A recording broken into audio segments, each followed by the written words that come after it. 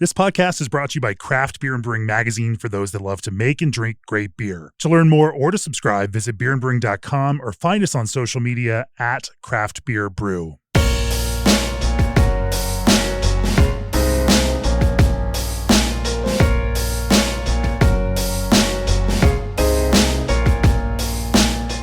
For today's episode, I'm not in New Zealand anymore. I'm back, and I've been back for months now, or not months, but at least 6 weeks. But through the magic of time shifting, recording, and everything else, it made it seem like I was in New Zealand for solid 6 or 7 weeks. And anyway, I wish I was. Beautiful time, beautiful country. Funny enough, we're here in Indianapolis. Well, actually, we're in the greater Indianapolis area here, obviously, for the Craft Brewers Conference.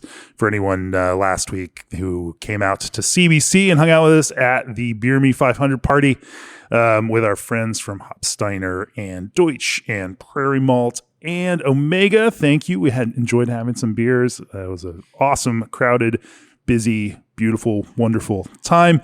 This morning, I'm recovering from that. My voice is nice and low and gravelly. I'm feeling really good. Love these morning after podcasts. But I drove out here this morning to LaPel, Indiana, about 50 minutes away from Indianapolis, to this tiny little brewery with Colt Carpenter. Welcome to the podcast, Colt. Thanks, Jamie. Appreciate it. Colt is head brewer for PAX Verum out here in LaPel, the coolest brewery in a town of 2,500 people that I've seen in a little while. Although I guess the Midwest has a few of those. If I think about some other ones like Scratch and whatnot, like there's some pretty awesome breweries in some small places out here. PAX Verum, over the last couple of years, Colt, you've been sending us beers to the magazine, and at first I was like, what is this brewery? And then the scores started coming.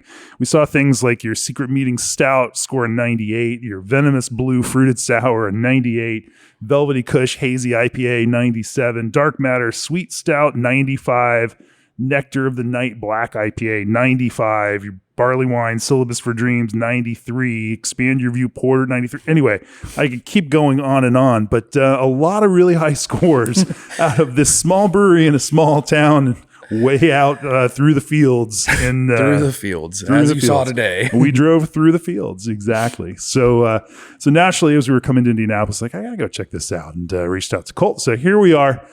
Drinking some lager, having a podcast right here in the tap room of PAX Verum. And we're going to kind of talk about how you go through all of that process, how you make some of these beers, because it's not style dependent. There is, a pretty kind of interesting core of high performance and excellence, coolness, point of view that comes with those beers. And, I think one of those factors may be the way you source malt. Most of it comes right here locally, a maltster, craft maltster, about 40 minutes away, Sugar Creek Malt.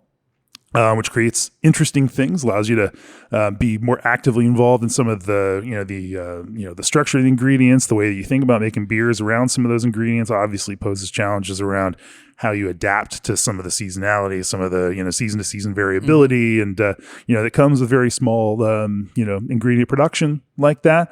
But also, obviously even in hoppy beers, you guys are crushing it. So I'm curious to see how you are creating some of and balancing that in all these beers. We're going to talk about all that and more. But first, Justin Thomas, president of G&D Chillers, says everyone who works here at G&D Chillers shares a common goal to be on the forefront of innovation so we can solve problems for our customers. For a more sustainable approach to refrigeration, they've announced their latest innovation as part of their trailblazing Elite 290 line of propane chillers. The Elite 290 Micro Series line uses a natural refrigerant, features a more compact design with variable speed fans, and offers near zero global warming potential. The future of sustainable refrigeration is here. Learn more about G&D Chillers' Elite 290 line and visit gdchillers.com. And brewers, what if your yeast could do more than just ferment? With Berkeley Yeast, it can. They bioengineer ordinary strains and make them extraordinary, enhancing the flavors you want and eliminating the ones you don't. Now, in addition to competitive pricing, they're offering free overnight shipping on 5+ barrel pitches. Try it out. If you don't love it, they'll happily refund you. So why settle for ordinary when you can brew with better yeast? Visit berkeleyyeast.com to learn more and start brewing with science on your side. Had some drinks with the Berkeley crew last night after the party. Yeah, good times, great people. Love them to death. Also, every beer menu could use a refresh button on the fruit flavors. That's why it's time to revisit Old Orchard's flavored craft juice concentrate blends, where the latest additions include fruit punch, guava, kiwi, and pomegranate. They aren't stopping there and welcome flavor suggestions from the brewing industry. More information and free samples are waiting at oldorchard.com/brewer. That's oldorchard.com/brewer. All right, Cole, we normally start out with a little bit of background. As you know, it's not the first time, around the podcast. So, tell me yours. Where'd you get started and how'd you end up here? Yeah, so I started brewing in 2010 at home, just home brewer. A buddy of mine was like, hey, I'm going to brew beer on my kitchen stove, and literally got started from there. I dove in crazy to reading books. We took a year after honeymoon and we're in Mexico on a beach reading how to brew with wheat while my wife's reading something else. And I'm just like, it's the only thing I could think about. It's the only thing I could dive into. I just wanted to brew more. And there was a job opening at Great Fermentations. Anita Johnson, who's my beer mother, as I say, she graciously gave me an opportunity. And my wife was my biggest supporter because she said if I didn't apply, I couldn't bitch about it. So I applied and I got a job and left a career that I wasn't enjoying in nonprofit and doing benefit analysis. And so just kept chasing. I think that's it's a big thing that's helped me with writing recipes and being able to talk about beer is because I don't just homebrew, but I worked at a homebrew store. Right. So I had to explain very basic things to very complicated things in person or over the phone while also trying to sell you something. Right. So I don't want to sell you the wrong thing, but I do need to upsell you a little bit. So that way I can, maybe make a bonus at the end of the day. But that's really helped because also, I'm milling grains. You were customer support. It's not just sales. You are also tech support and everything else for all of those customers. Yes. There would be. We get that. I mean, our customer service line does get calls. I'm like, how do I do this? Like, that is not the nature of what we do here.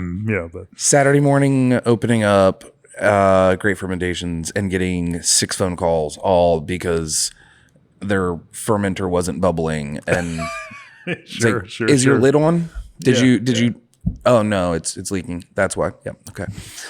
But we had a lot of Indianapolis had a big homebrew scene, and having a grain room with 120 plus grains gets you really willing to just grab some, toss in your mouth, see what it tastes like, and be able to tell the difference between, Breese Crystal 60 and Simpson's Medium Crystal. Like there's difference. It's subtle, but like you then start understanding how you want to layer those in.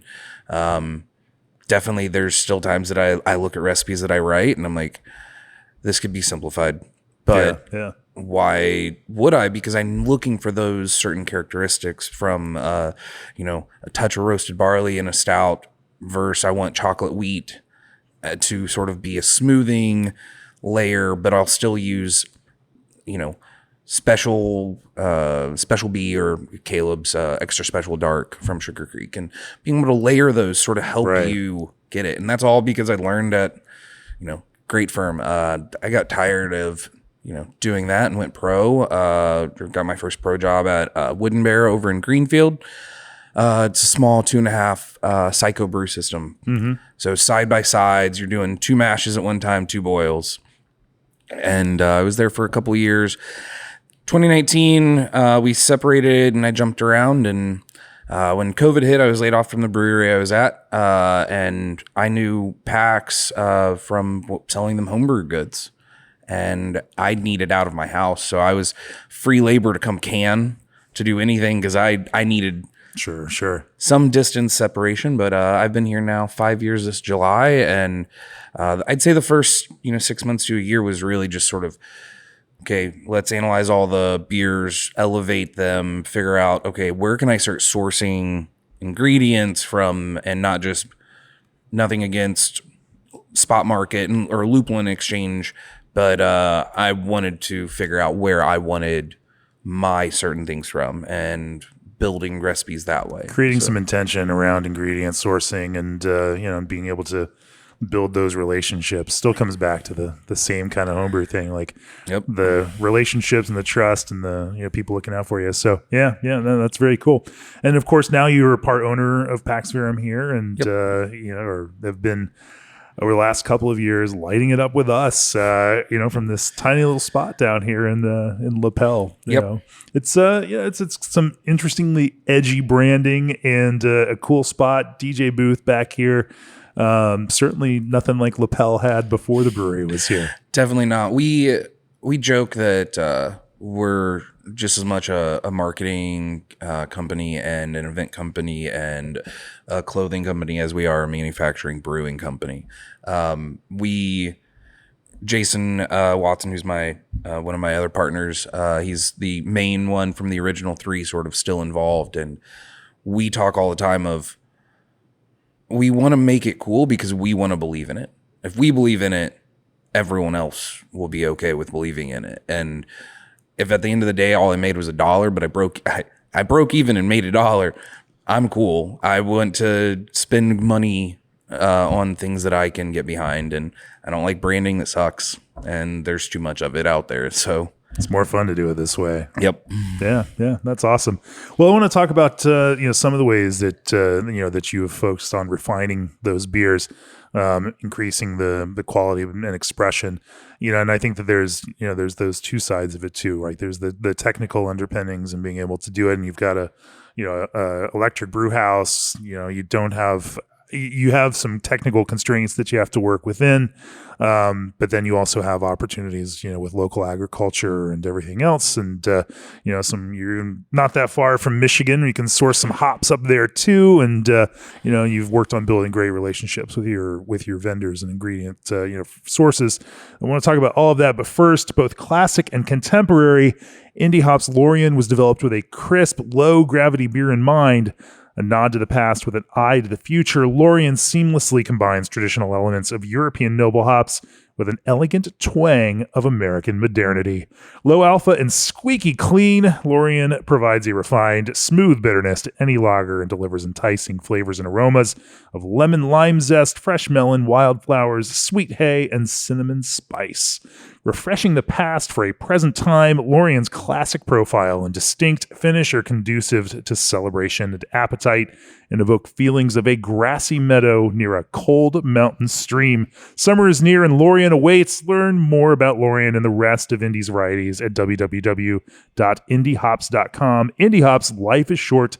Let's make it flavorful. And are you a craft brewery looking to elevate your branding? Steel chill cups are the perfect promotional tool. Crafted from 100% recyclable steel and proudly made in the USA, these 16-ounce cups come in vibrant red, blue, green, and gray. Designed to keep beverages cold and frosty to the touch, they enhance the drinking experience at festivals, tastings, and tap rooms. Customizable branding options allow breweries to showcase logos and unique designs, boosting brand recognition. These stylish cups not only serve a practical purpose, but also become keepsakes for beer lovers. Discover how steel chill cups can put your brand on every pour. Visit steelchillcups.com today. I've been using some steel chill cups at my house. They sent me some with the podcast logo on them. And dope. Yeah. So now my kids and my wife have to look at the podcast logo when they open the cabinet. And but no, they work great. They work great. I need to go to the indie booth today and check out those hops because I definitely got distracted yesterday. That is some of the most flowery descriptive language that I have heard. I love it. I'm absolutely here for it. So I will definitely be at the indie booth and want to try all these collaborations. I guess when people listen to this, it'll be the past. We went to the indie booth, right? No. And if you didn't make it to indie, you messed up. Indie. Here it is. All right, Colt. So let's talk about some beers. I don't know. What you want to talk about first? Let's talk about some of your darker beers first.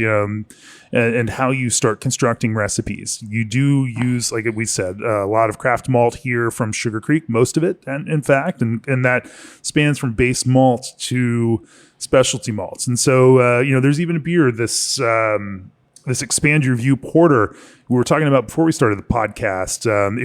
The porter was designed around a specific malt from Sugar Creek. Let's talk about the process, that involves this kind of tight integration between, ingredient and beer, and having the beer be inspired by the ingredients. Kind of an interesting approach. Talk about what it is, and then how you built a beer around. For sure. To showcase the specific ingredient.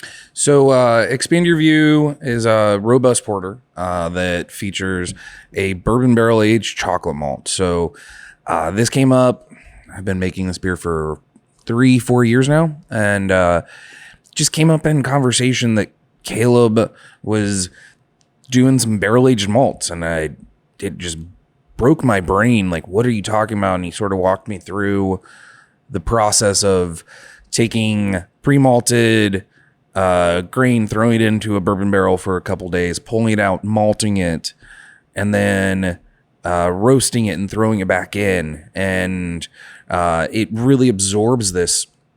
Like, you'll open a bag and it is bourbon to the, every bit of it, with a touch of chocolate on the nose.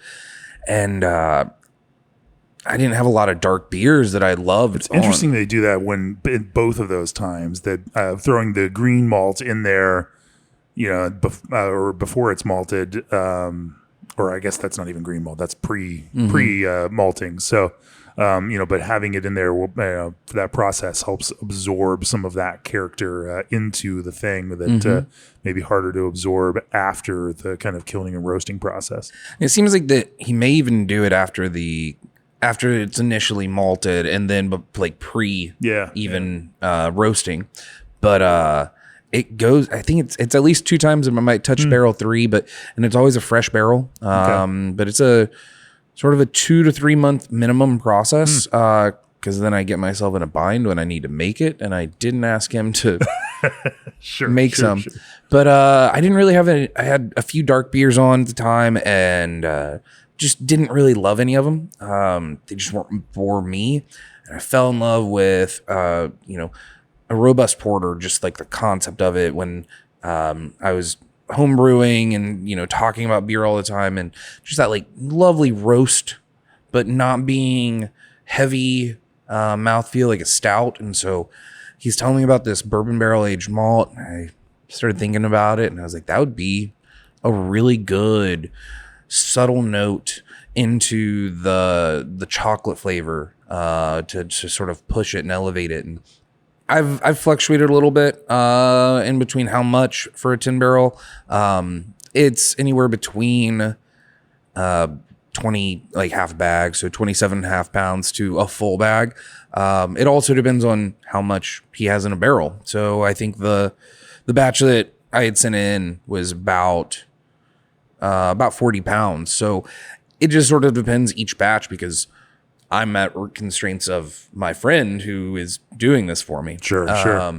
But it really then, gives it this nice chocolate character, while then I think the bourbon is there on the nose, and it really comes through as like a cherry note almost. And those are all characters of a porter that I want to drink. So, it's still layered with some extra dark crystal and maybe a touch of 120 crystal malt, but it's really just trying to focus on that dark roast. And it's just brewer's malt that Caleb has. It's 2-row. For a base. Don't need to specify anything more than that. Actually, say that might be his pale ale malt, which is it's got a touch more character than his standard brewer's malt. So it's it's got a little more bready, but it's not a full Maris Otter style. Okay. So yeah. Tell me about using that base malt. In general, obviously, when you're working with a very small craft maltster, that there's going to, be maybe a touch more variability in that kind of thing. You're a small brewer, and so you're not working on a giant kind of production consistency kind of way. All these beers can have some variation in themselves, and it's all going to be okay. But talk to me about your process on that. Your process of evaluating the new season of malt, or how often those kinds of things change, and what that process looks like for kind of figuring it out, because you're so close here to the maltster that you are often the first person using something from a new batch. Definitely. And it's a guinea pig, all of this stuff here, right? Between me and Moontown, we're the two closest that are probably using the most from Caleb, and in different ways. But he's actually got a farm. What is it? Probably 30 minutes away over here. So he's growing in a couple different spots in Indiana. He's having a couple other farmers even grow for him. So that makes it nice, so that you're not just reliant on one patch of land. You can diversify, and so if one got destroyed really bad, the other one, and then it sort of all gets blended together. As far as the, evaluating it, I know that things are sent off to Purdue to be able to get like a COA, essentially, see what levels are. But really, for me, it's okay. I got to brew with it. I need to see what it is. And we just have a good line of communication where, hey, this is what we're on. This is the this batch, and I think that we're going to be on this batch for all year with how much the harvest was from last year. So I'll be able to keep my consistency and my efficiencies the same. The hardest thing that took me to get used to using this craft malt was running it through my mill. It was the friability level was higher than like a RAR or a Wireman.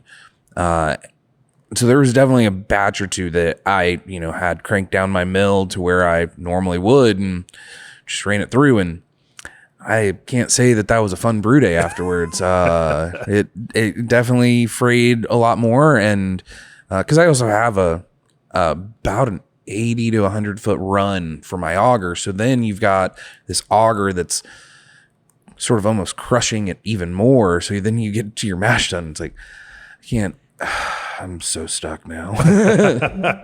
But I think that throw some extra rice hulls in there. Yeah. Caleb and Sugar Creek stuff has really helped me. I feel like elevate the beer that we're doing here at PAX. It was always something I wanted to use. And his process has gotten more efficient. His product's gotten more refined and dialed in. But then I know that his crystal malts, his roasted malts are, in my opinion, the top tier in the game. Sure, there's others that are great, but I know that they're, the oldest one I can think that I've ever been delivered was a month old, maybe 2 months. And I was using it right away, where it's not sitting in a warehouse for 6 months, a year until it gets to you. And then you might open it and use only half of it and need to wait another 6 weeks to brew with it again. So I find that those give me just that level of freshness, even on the malt side, that really help our beers elevate. I know we've talked about that on the podcast with our brewers too, that there is potentially something to this freshness idea in roasted malt. And I think conceptually it makes sense. We think about freshly roasted coffee, and no one would deny that freshly roasted coffee is going to be better than coffee that's sat around for 5 or 6 months or a year.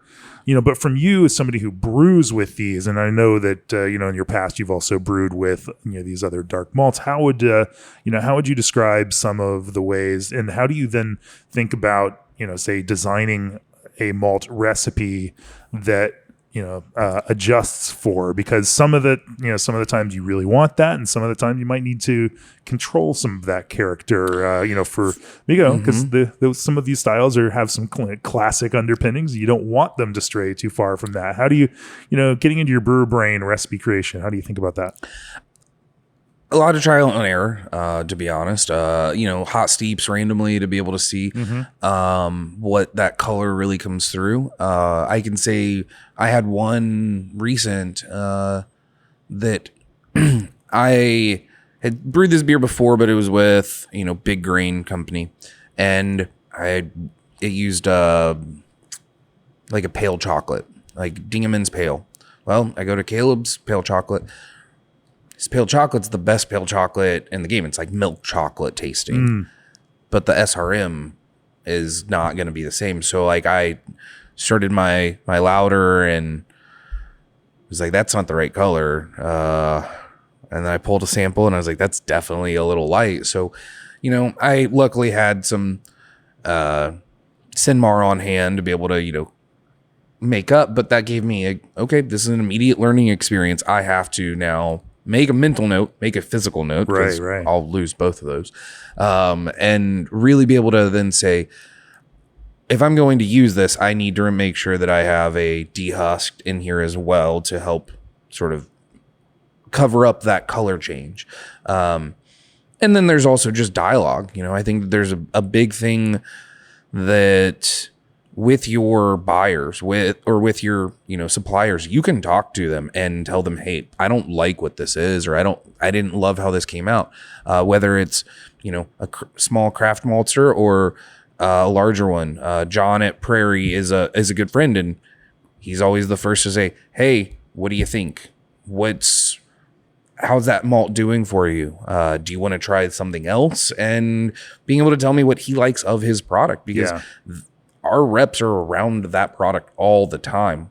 We may only be around it for a couple hours. So, you don't really get to be immersed in it. And so, you can read a COA so many times or read a hop profile so many times. But until you put your hands on it or brew with it, you're shooting in the dark. And I have no problem with that.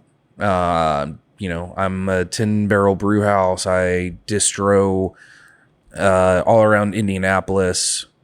And I know that also at the end of the day, if I have a beer that I don't like how it turned out, I'd put it down the drain before I'd put it in package. That's the thing I have to live with at the end of the day as well, though. So if I make a mistake, I'm the one who's going to keep those minimal. Yeah. Sure.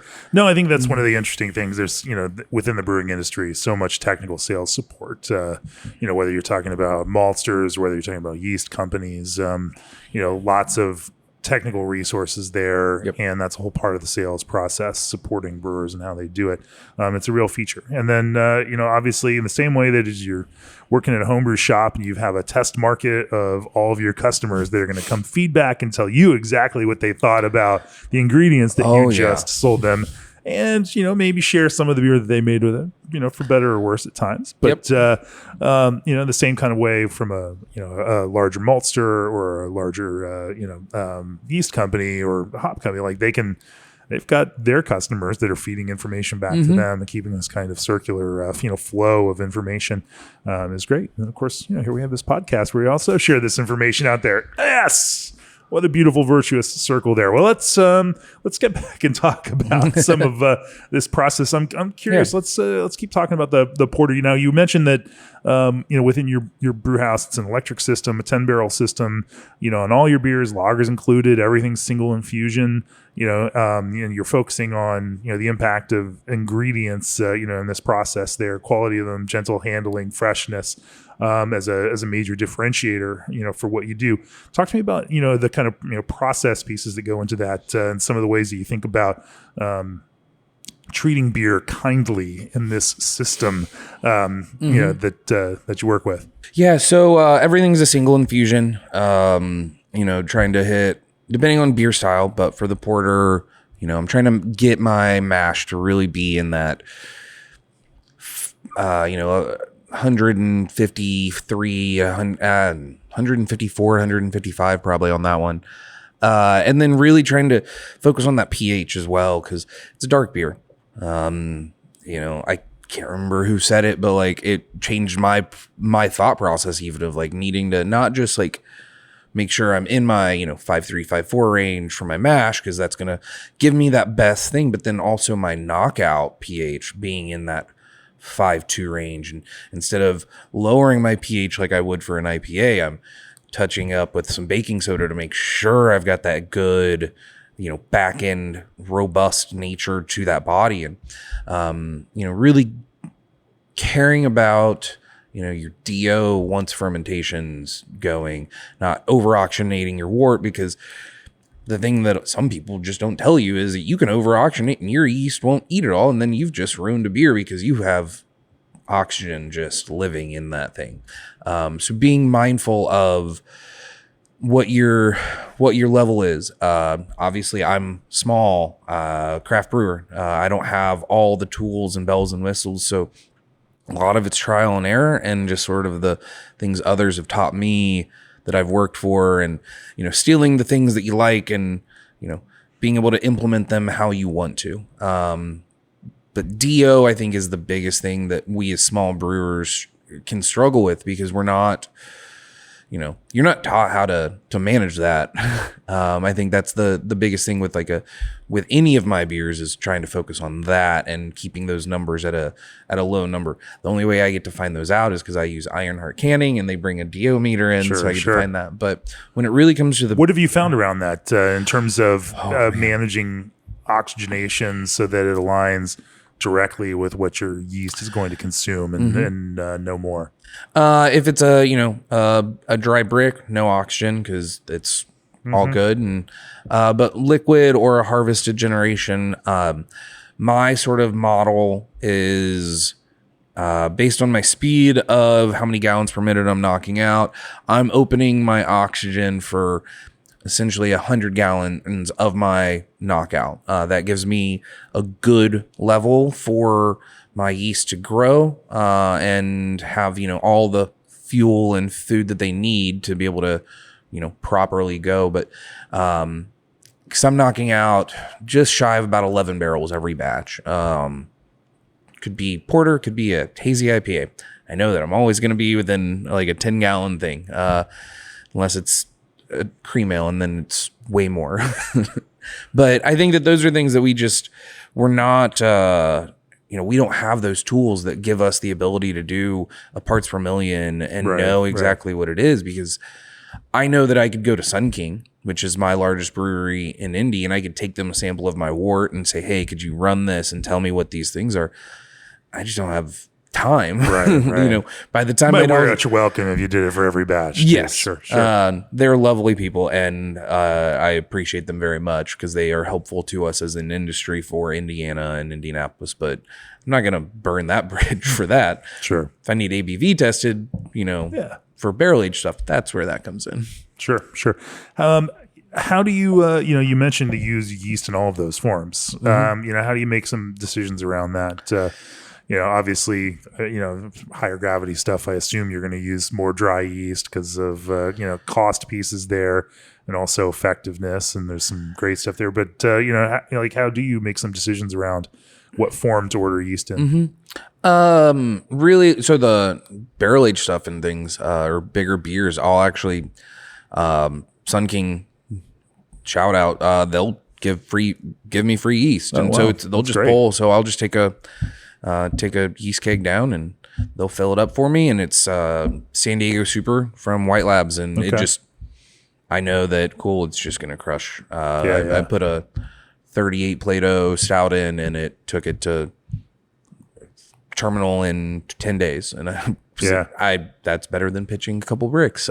Sure. But when it comes to individual, free is the best price, they say.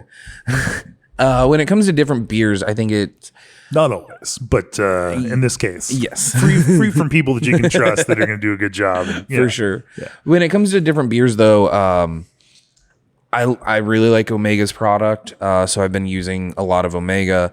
But if it's anything that's going to be an American ale yeast, it's just going to be US-05. Yeah. Pitch a brick, harvest off of it, and know that if I'm going for a clean American or West Coast IPA, I can keep that going. If I'm going for, something, even the Venomous Blue, my Venomous line is just US-05, and it gets an acid addition later on, and that's how I've been able to reproduce it, because it's just, I know what USO5 is going to do. I know how it's going to attenuate, and it harvests great. So why not keep it going? I think the biggest thing is, especially with the size of a brew house, you have to be thinking about that kind of production efficiency at at this kind of scale, and finding some common threads between different beer styles makes some sense for that. Yep. And I'm really trying to get, if I'm buying a pitch of yeast, I think it's an internal thing more than anything of wanting at least to harvest off of it. So I just brewed my Hefeweizen for the year, and I'm going to then go into another batch of it because I need to use that yeast to, make it work. That's my goal. Now, hazy yeast is the London ale yeast from Omega, and later this year it'll get to 10 or 12 gins. And if I don't like the look of it and how it all is going, because I can't lab test it, and I'll start over. Like, that's not a problem. I wish I could do the three. Look of it. What's the evaluative process around I was taught some sketchy things, it seems like, but it's also like if we're being practical, like we all have to learn how we can do it in our own ways. We're not all blessed with all of the things. You take cell counts of it. You pitch by weight. Or do you just? I pitch by weight. Generally, 2.1 pounds per barrel. If it's going to be a higher starting gravity, of course, it goes up to like 2.6 pounds or so per barrel. But really, when you're, looking at the yeast, you can really tell the difference between, there's still debris here, and then, that's the creamy, good cell count. Just to really be able to help know, I don't want that, and I want that. And then you can tell when it thins up, and that there's going to be a little bit of cells there, but not very many that are actually going to be what I want. And there's a cream color that, as brewers, we're used to seeing. And it's like, that's the good stuff. Right. Well, let's change gears. I want to talk about hoppy beers for a little while. Obviously, it's a small brewery. It's not like you have access to top tier Pacific Northwest selection, given the scale of the brewery here. But obviously, you're making some really compelling beers at a small scale and finding ways to work with what you can get in order to do cool things. I'm kind of curious about that. But I think it also there still starts with malt and water, and we can kind of follow some of that process through. Before we talk about that, breweries don't just need a point of sale system. They need a one-stop shop operating system. That's where Arrived comes in. Not only does Arrived offer a world-class POS built specifically for breweries, but they also provide Arrived brewery management, e-commerce, and more to help breweries scale and thrive. From taproom to distribution, Arrived gives breweries the tools to streamline operations and boost profits, all in one powerful platform. Visit Arrived, ARRYVED.com to learn more.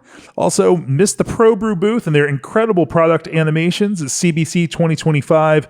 You can now experience them all right now at probrew.com. Head on over to probrew.com to see the cutting-edge technology that's revolutionizing beverage production, like the ProFill rotary can filler and seamer and the Alchemator alcohol separation system in stunning high-def animations. See how their advanced solutions can take your brewery to the next level. Go to probrew.com today and experience the latest technology in beverage production. ProBrew, brew your beer. Also, if you are launching a brewery or acquiring an existing one, consider our brewery workshop and new brewery accelerator September 14th through 17th in Fort Collins, Colorado. Over 4 days, we engage in panel discussions, technical brewery tours, networking, and small working group sessions to help you better understand and prepare for the challenges of brewery operation. Tickets are on sale now. Visit breweryworkshop.com for more information and to secure your spot. It was really fun last night at the party, running into so many people that have come to Brewery Accelerator events in the past, like Jason and Leah from Replay Brewing in Charlotte, Bruno from Montreal, folks that we meet and connect in their early stage before they launch those breweries, and now we get to see them with operating breweries and get to taste the beer they make, and it's one of the most coolest, rewarding things to have that kind of connection and carry through and see these years on down the road. So anyway, we're doing that in September 14th through 17th, just one this year. So grab your tickets now. And let's talk about IPA Colt. Yeah. Where do you start thinking about IPA? Obviously you're still there in Sugar Creek malt land using using craft malt. How do you start crafting a recipe around for hazy IPA or something? Hazy IPA. Let's talk about hazy IPA. Yeah. We haven't talked about hazy IPA in a little while. Oh, I got to give you one to try before we leave. Sounds good to me. So I think malt, yes, but first the biggest thing I think of for a hazy is it's a yeast-driven beer. As much as it's a hop-forward beer, and we don't have beer without grain, I think of I need my yeast to work for me, not against me. Yeah. Sure, I've made a hazy with USO5 before, but it's never going to be the thing that I want. Sure. But I think that there's this level of grain. I don't go Pilsner. I go two-row brewer's malt from Sugar Creek. I'm doing a little bit of depends on the one. Velvety Kush, which has been in the magazine, is a blend of for like specialties. It's malted wheat, spelt, and malted oats. I love malted oats. Let me track it back here. You're thinking about how this yeast is going to work on all of the things that you're then feeding into it. So you think about the way that what that yeast is going to do and what it does to the things that you give to it. And so now you start backing into building a grain bill that's going to create both the kind of flavor but also really the kind of texture and mouthfeel. Because I know the attenuation and where a London 3 or a London 5 from Omega is going to sort of finish. Now, sure, I could push it and make it really drop if I want to, but I know it's going to finish in a certain range. So I'm going to mash high. I'm going to be in a 155, 156 mash point because I want to try to, have a little bit more unfermentable sugar. Right. What's your typical goal for, say, a double IPA and finishing gravity? And do you have a kind of a tier to this? I don't know. Like years ago, we've been talking to brewers, and they have like almost an inverted kind of finishing gravity curve where they actually end up a little drier the bigger they get. How do you? Others don't. Others are they kind of scale in the linear way. I think that there's I'm looking finishing gravity. I'm somewhere in the like 1020 to 1016, 5-6 Plato, something in there. Sure. And it depends, Velvety Kush is one of my mainstays. It's a year-round, like if we had cores, which we sort of do, like it's a beer I would call a core. But I want it to finish a little drier. So it's going to be in the it's going to be like 10, 12 gravity. Yeah. And that's a 6% or 6.9%. Right.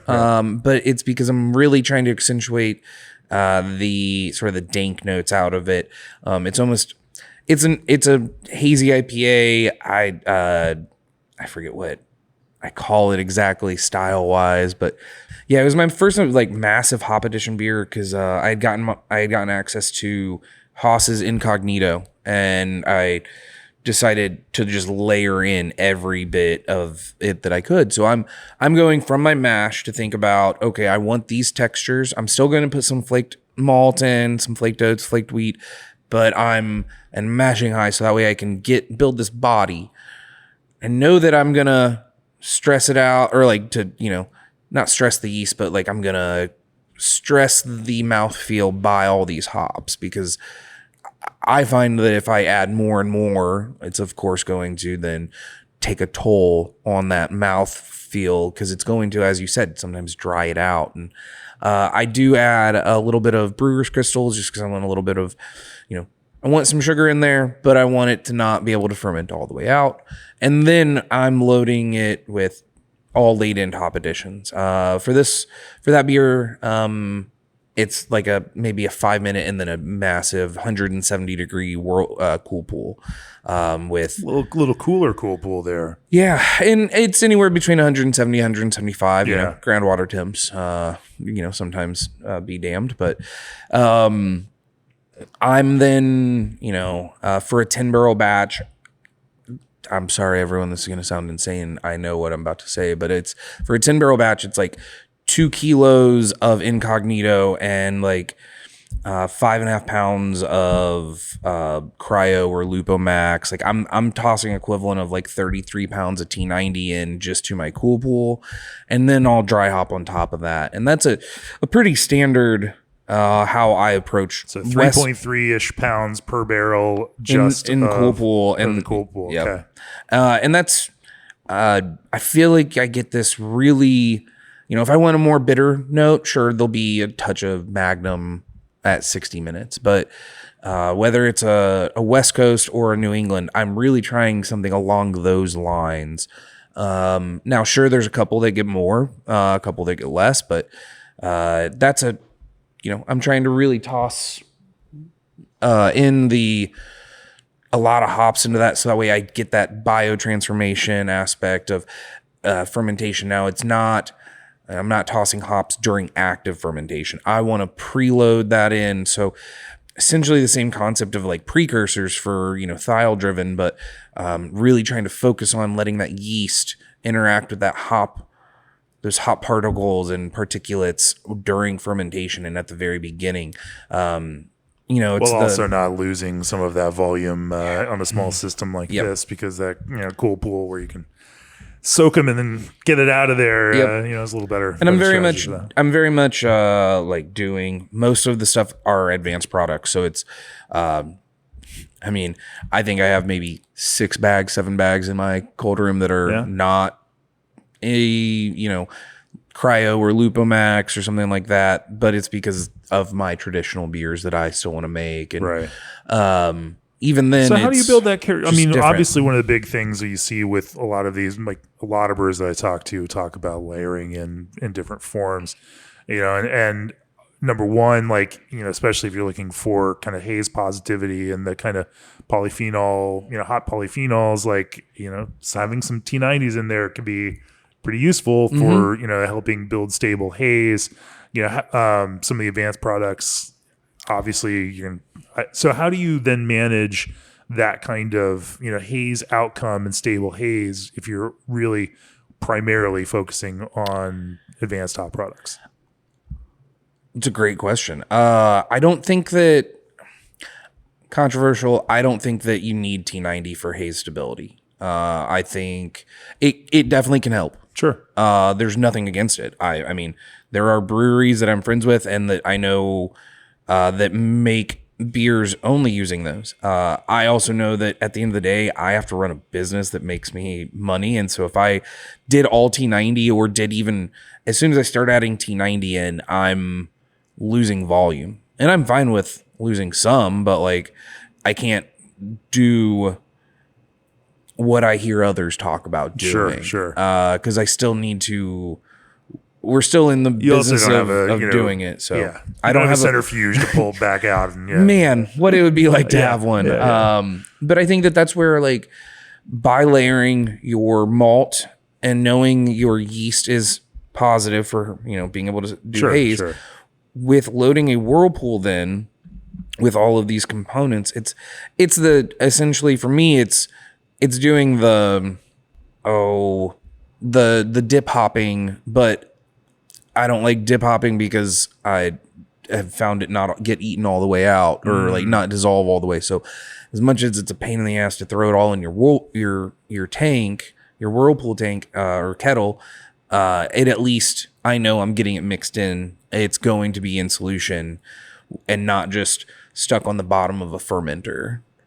So that's sort of why I do it that way. I would love to do it the other way. Just toss it in, just knock out onto it and let it go. But I think that you really have this ability for yeast to sustain a haze for a longer term for a whirlpool dry hop, if it's haze positive. Because I will do that same sort of methodology for a American or West Coast IPA, but with USO5, it's going to drop clear. USO5 and Biofine are a great combo together. So we can obviously clear things up, but I think it just depends on how you're approaching it and what your end goal is. I think that's the thing that we, as brewers, like, sure, we're production, we're doing all these things, but like, it's what's my end goal and how do I get there? Like we've got to be focused on that. And so if I'm trying to make an IPA, I'm focusing, and it's a hazy, I'm focusing on, I want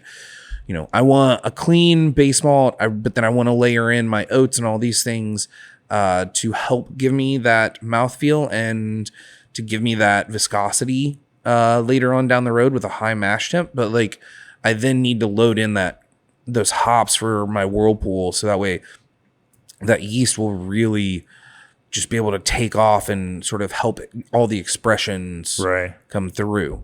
And then there's some hop, specific hop varieties that are a little better for that haze than others.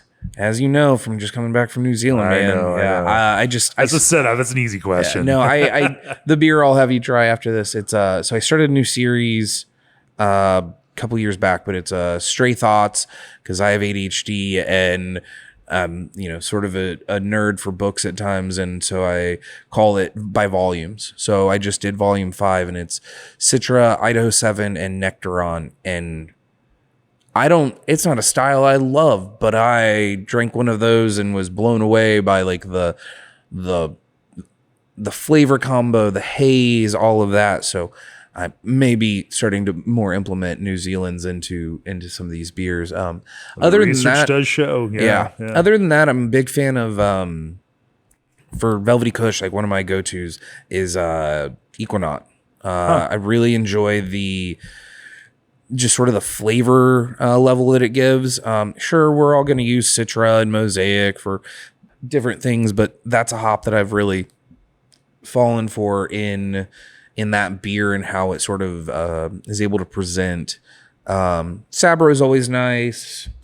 There's obviously a little, with a name like Velvety Kush, there's a little bit of, dank kind of intention there. And I think, that's potentially what, some of what our judges responded to, that, it's, if you just make something that's sweet and fruity, then, it can be good. Mm-hmm. But it's also more interesting if you can layer sweet fruity plus some of that, dank or spicy or some other kind of depth to it. It just makes it interesting. Yeah. How do you do that with your hop mix?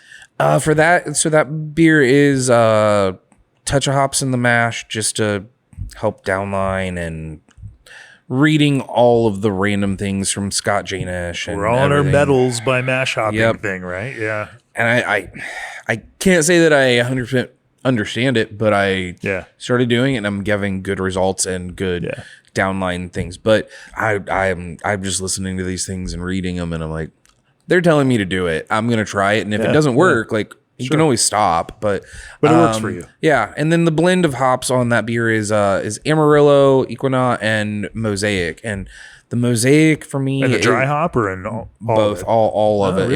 Yeah. So cool pool. So you're not even in that kind of fruity citric, kind of thing there. All right. No, the Equinox and the Amarillo sort of help play there. With the Mosaic is Haas's Lupo Max, and I get some nice fruit off of it. But the thing that we used to joke about in my old homebrew days was if you wanted to make the weediest beer you could ever make, just use Mosaic. I can't tell you how many phone calls I answered of like, why does my beer smell like weed? And it's like, which one did you make? Oh, the one with Mosaic, all Mosaic. Yeah, that's what that hop's going to do. And so that's sort of that underlining note for that beer to help sort of present that, a little bit of fruit, but also to express that dankness level and not in a standard way. It's I love abstracts and using terps that they're doing, but the only time I'm doing that with this beer is if it's a one-off or something like that, where I can, sort of weigh out what we're working with. But I know that my baseline is always those 3 hops and really trying to focus on the heavy load of saturation. I'd say if anything, like if I could describe my style of IPA, my style of brewing, it's about saturation. I did a beer for Crosby that with Big Lug Brewing here in town, and it's on CBC. Sorry you didn't drink it. But maybe they did. Yeah, hopefully you did. But it was 6 pounds per barrel of a 5.5% West Coast IPA. But I love saturating a wort with all those different compounds and all those hops and letting the yeast just take over and drive it forward, because I feel like you get a more expressive character. So, well, that, you answered some of my question there. Probably, that I was going to ask about. There's not a selection piece there because you're using some of these, flowable products, but there's also, a consistency and an understanding because they are producing them to, consistent specs. And so you can know what to get out of it. At the same time, it can be hard if you're doing that to find like points of difference, that, as with everything, like you still want to work some of your own character in there. And so some of that obviously is coming through which hops, you're choosing. Are there any other ways that you find ways to kind of like push your own character, even though you're using some of these ingredients? I think the biggest thing that I would say is first ask your rep what they like. Yeah. If you don't have a rep, figure out getting one. But they know their product so well that you can really talk to them about like what they're really excited about and how they would describe a thing. The other is I look at a lot of spider graphs and read COAs on different hops. And really that's, I don't have lot selection ability, but I have contracts with Hophead Farms for Haas products and YCH for some cryo, and was able to get a box of the Columbus Cryo Select, like that brewer's table. Yeah. Oh, The dank dive. dude, that is fire.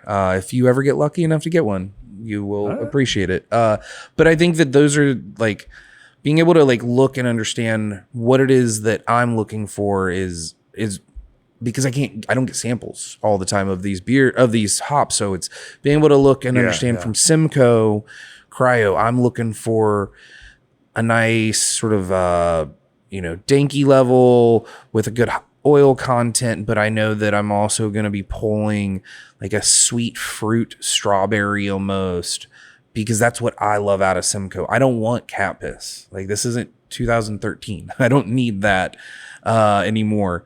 But being able to then know that what that's going to give me in my beer is going to be a good level of dank, touch of diesel even, and really just punchy to accentuate other flavors.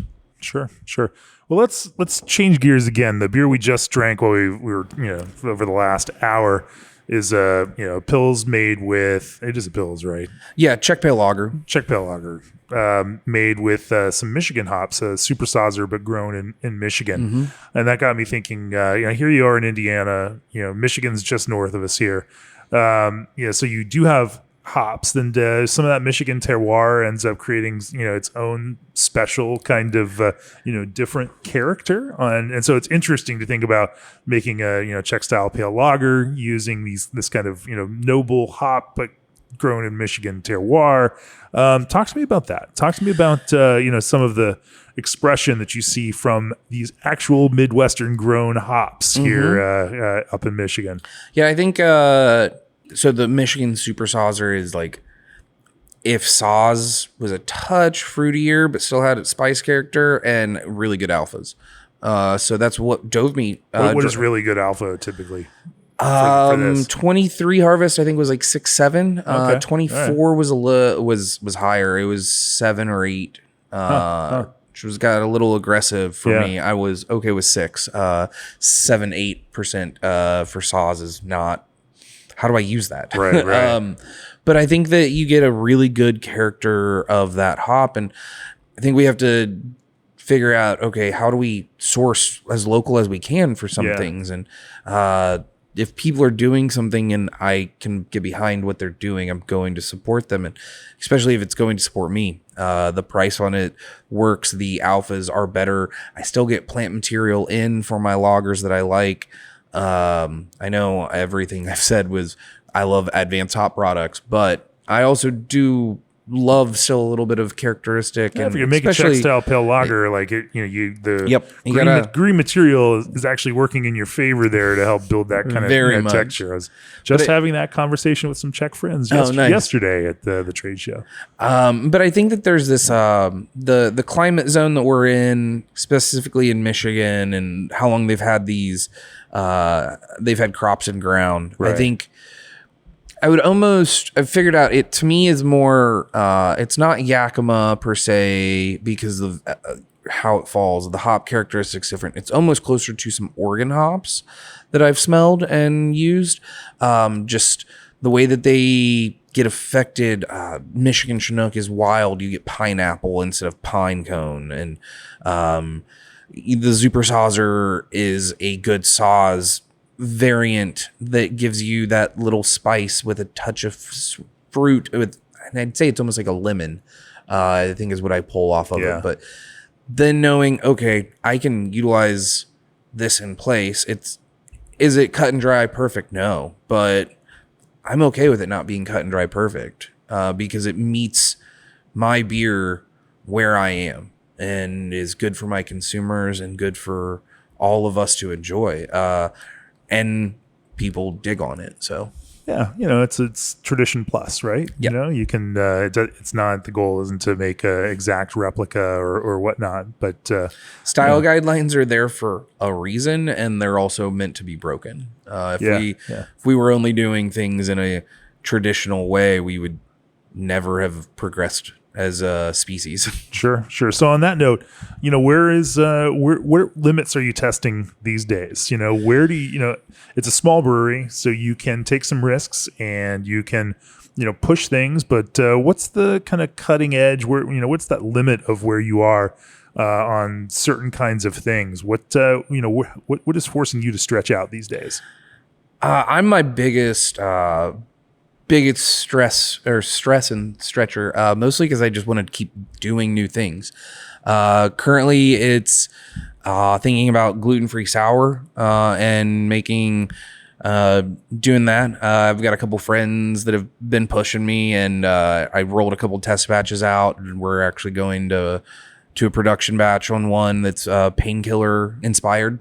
So coconut, pineapple, a little nutmeg in a 7% sugar wash that people went crazy for, and I keep getting asked for. Like seltzer sour makes so much sense here. Opens it up to people with dietary consideration. I'm biased, obviously. One of my sons is celiac, and so finding gluten-free options like that they can engage with is fantastic. So whether people are choosing it for lifestyle reasons or because of dietary restrictions, then it just opens up a different avenue there. And, and realistically, I think we probably predicted this 4 or 5 years ago. I think this is the natural outcome of this arc.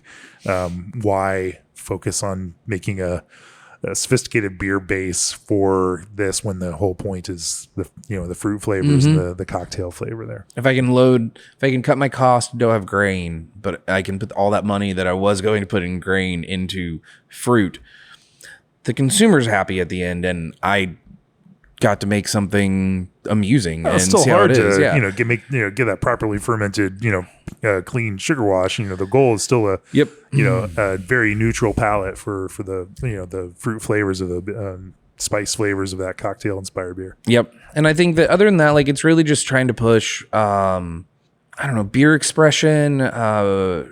Just depends on what I'm in the mood for of like diving into. I've been really just like geeking out about random ingredients. Trying to come up with doing a Belgian wit with that's pink lemonade essentially. So instead of having your bitter orange peel or sweet orange peel, it'd be using some lemon peel.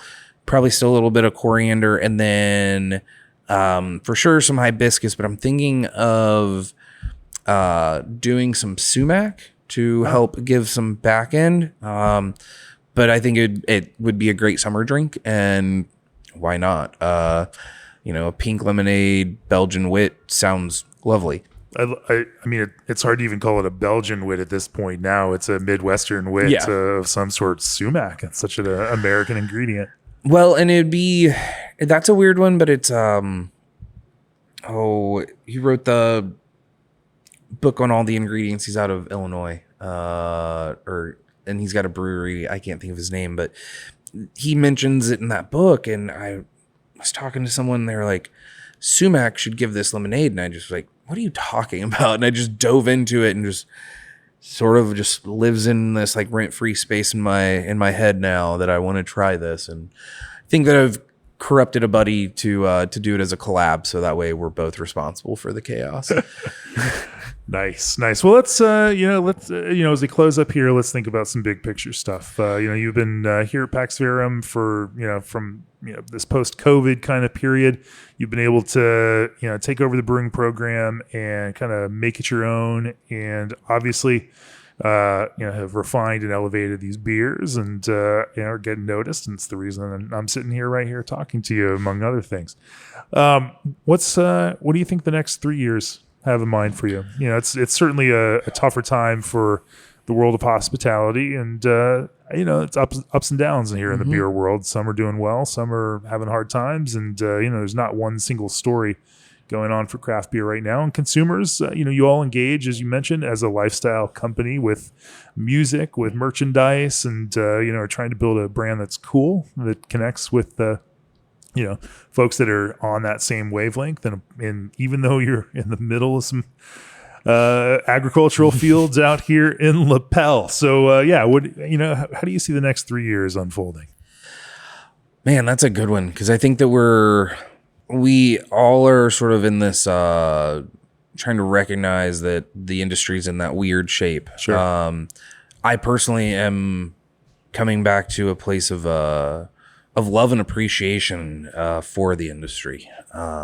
Just really trying to I think we get into it all for our own different reasons, but I think that through the past decade that my love for it waned, and I'm falling back in love with it again, whether that's ingredient wise or style wise, or just remembering that at the end of the day, it's just beer and I really enjoy it. So in what's the next 3 years? I think it's just continuing to push forward on Pax Verum as a brand, us, diversifying our offerings even more, possibly another location, another tap room or so, and then just trying to go meet more people. I love when people are doing cool shit, because I want to be I like doing cool shit, and I want to be a part of doing that. So trying to make it to GABF again, trying to make it to wherever we're going, make it out to Oregon. We'll do something, those are the things that I'm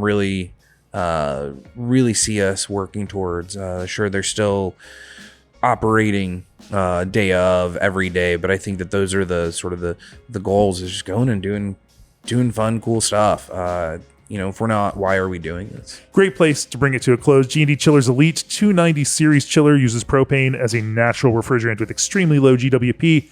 Berkeley yeast bioengineers ordinary strains to make them extraordinary. Try Old Orchard's latest craft juice concentrate blends, including fruit punch, guava, kiwi, and pomegranate. Indie Hops Lorien combines traditional elements of noble hops with an elegant twang of modernity. Discover how Steel Chill Cups can put your brand on every pour at steelchillcups.com. Arrived is your one-stop brewery operating system. Head over to probrew.com to see their cutting-edge technology that's revolutionizing beverage production. And the Brewery Workshop will help prepare you for the challenges of brewery operation. If you've enjoyed this episode, go to beerandbrewing.com. Click on the subscribe button. Become a subscriber to Craft Beer and Brewing. And if you are a pro brewer out there, get an all-access subscription. Send us some beer to review, and you might, just like Colt here, come back with some 98s, some 97s, 95s, start crushing it on our blind panel. And, when we see that kind of thing, it gets us interested, and then we end up in places like this doing podcasts out in Lapel, Indiana, in the middle of the fields. Colt, if people want to learn more about Pax Verum and the excellent beers that you're making here, where do they find you? Pax Verum on socials, PAXVERUM. Me, I'm at That's Right, I'm Colt on Instagram, or shoot me an email if you have questions or thoughts. Colt at paxverum.com. Great talking with you. Good talking with you, Jamie. Cheers. Thanks.